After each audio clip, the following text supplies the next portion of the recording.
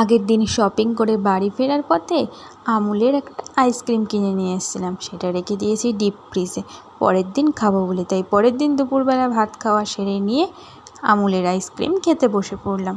এত টেস্টি ছিল, তোমাদেরকে কি বলবো। আরে না, তোমরা কী ভাবছো সত্যি সত্যি আমুলের আইসক্রিম কিনে এনেছি? না, এটা আমি বাড়িতে বানিয়েছিলাম। এটা প্রথমে দুধ আমি ভালো করে জাল দিয়ে নিয়েছি, তারপর এর মধ্যে পরিমাণ মতো চিনি দিয়ে কোকো পাউডার দিয়ে নিয়েছি।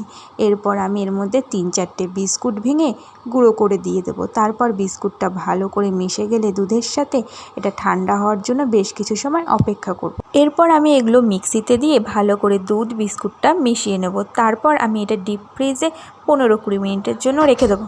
ফ্রিজ থেকে বের করে নিয়ে এটা আমরা আবার মিক্সিতে দেবো, তাহলে কিন্তু আইসক্রিমটা খেতে খুবই ভালো হবে।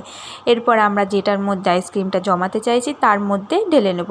আমার কাছে আগের থেকে আমুলের একটা বাটি ছিল আইসক্রিমের, সেটার মধ্যে আমি এই বিস্কুট দুধের পেস্টটা ঢেলে নেব।